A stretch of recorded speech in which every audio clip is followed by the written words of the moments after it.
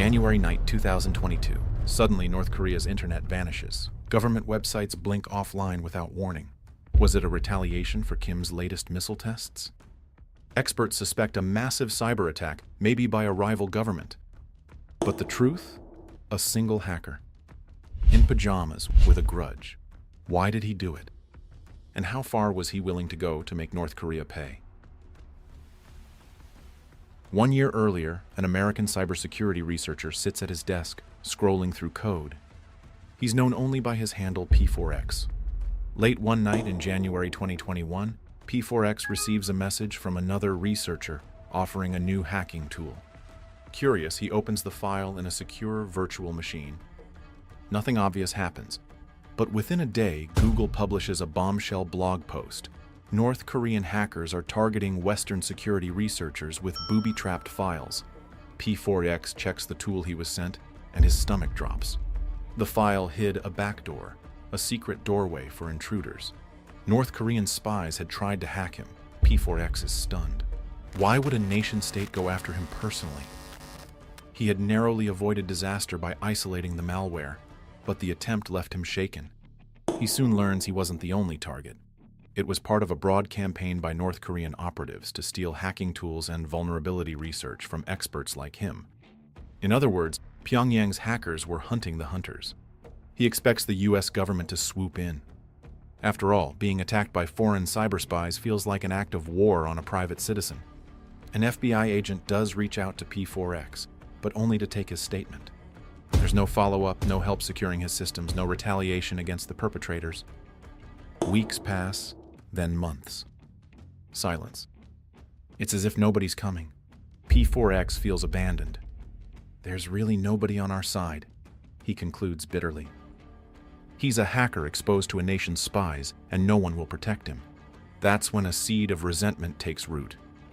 North Korea struck at him in secret and got away with it. P4X isn't the forgiving type. As the months go by, that seed grows into a plan. If the authorities won't avenge this breach, maybe he will. The idea seems almost crazy. A one-man counterattack against the most isolated regime on Earth. But the more P4X thinks about it, the more it feels not just possible, but necessary. By the end of 2021, his mind is made up. He'll strike North Korea himself. But can one man really take down a country's internet without getting caught? P4X begins quietly gathering intelligence. For once, he's the hunter. His target? North Korea's sliver of the internet. Few outsiders truly know what North Korea's online infrastructure looks like. What P4X discovers amazes him. The country's internet presence is tiny and fragile.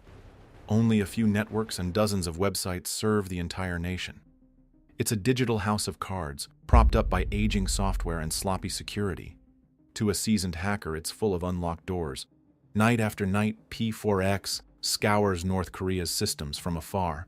He probes servers, tests doors and windows in the code. Before long, he finds what he needs, vulnerabilities, and plenty of them. In fact, they're not even new vulnerabilities. They are known flaws that North Korean sysadmins never bothered to patch. Old versions of Apache and other software rife with holes.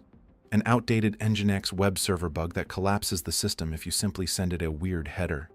To P4X, it's like North Korea left its front gates wide open. It's pretty interesting how easy it was to actually have some effect in there, he notes. The more he maps out their network, the more confidence he gains. He can do this. He writes custom scripts to automate the attacks. If one man is going to strike an entire country, automation is key. His code will scan North Korean servers, find which ones are online, then hit them with exploits to overload or crash them. It's a denial-of-service attack with surgical precision, like a digital guerrilla war. Every line of code is designed for one purpose: knock North Korea off the global internet. As he prepares, P4X operates in secrecy. He knows going vigilante is risky. If caught, he could face serious legal trouble under hacking laws. And if North Korea figures out who's behind the intrusions, he could become a target for reprisal. So P4X takes precautions. He adopts a pseudonym to hide behind. He chooses P4X, pronounced Pax, a cheeky nod to enforcing peace through punishment. Under this alias, he can strike from the shadows. No real name, no face, just a faceless hacker delivering payback. By early 2022, the plan is ready. P4X sits at his computer, likely wearing that same uniform of t-shirt, pajama pants, and slippers. This ordinary-looking guy has a not-so-ordinary mission: cripple a country's internet. He double-checks his tools. The code is loaded on his laptop and some rented cloud servers. The targets are lined up. His heart pounds with adrenaline and defiance. After a deep breath, he launches the attack. With a few keystrokes, the packets start flying. The code is running. The targets are set. But will it actually work, or blow up in his face? In a quiet Miami home, P4X's monitors flicker as streams of data flood out toward North Korea. At first, it feels anticlimactic. Just code running, no explosions, no immediate visual proof of impact. P4X cues up an alien movie on the TV to pass the time, munching on spicy corn chips, trying to act normal. But every few minutes, he pauses the movie and shuffles to his home office to check the attack's progress. Each time, the news gets better. One by one, North Korean servers stop responding. P4X pings the country's handful of websites. Air Koryo's booking site, down. Naenara, the regime's official web portal, down. The state news site, down. He refreshes again, nothing. One after another, the websites time out. Across the world, anyone trying to access North Korea online is seeing error messages. Inside the secretive nation, officials suddenly find their external emails and web access cut off. North Korea has been knocked offline. Still, P4X isn't celebrating yet. Is this real? Could one person truly have done this? He checks an independent monitoring service, Pingdom, which tracks website uptime. The charts for North Korea's web domains show a sea of red, outages everywhere. A veteran cybersecurity researcher monitoring North Korean internet traffic observes a massive, mysterious wave of attacks, taking entire networks down. He's baffled, having no idea who was carrying them out. P4X grins. It's working, and nobody has a clue that it's him. With each passing hour, the cyber onslaught continues. P4X's scripts relentlessly bombard the vulnerable servers until they crash, then move on to the next target. North Korea's few connections to the outside internet are overloaded, its routers paralyzed. What he's doing is essentially a denial of service, DDoS attack, but highly focused, exploiting the regime's own weak points. By the time he finally stops for the night, practically every website in North Korea is down. An entire nation's online presence has been felled by a lone hacker at his keyboard. Before heading to bed, P4X takes a moment to absorb what he's accomplished. It's a strange feeling of triumph mixed with disbelief. He has proven that even a fortress of a regime can bleed in cyberspace. North Korea's internet is supposed to be a tightly controlled iron wall, yet he punched through it with relative ease. The first night of his personal cyber war comes to a close, but he knows this is just the opening salvo. Every site is offline. The regime is in the dark. But now comes the real danger. What happens when the world notices and starts asking who did it? The next morning, news of North Korea's internet outage quietly spreads among analysts and intelligence communities. It's not every day an entire country goes offline. Speculation runs rampant.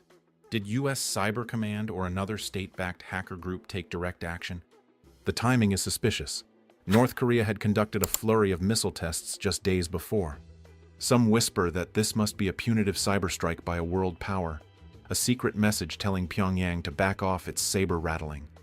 North Korea's government, predictably, is silent. There's no public admission that anything is wrong. Inside the country, almost no ordinary citizens even realize the internet is down. They don't have access to the global internet in the first place. Fewer than 1% of North Koreans can ever go online beyond their domestic intranet. The outages mainly affect the regime's external propaganda websites and email servers, which cater to international audiences. So on the streets of Pyongyang, life continues as usual.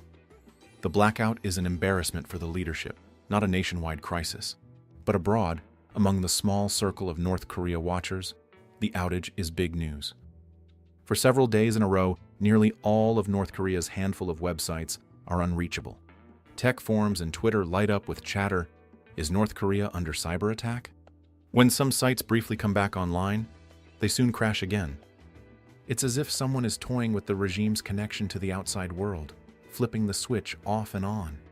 Yet no government claims responsibility. No one steps forward. This mystery only deepens the intrigue.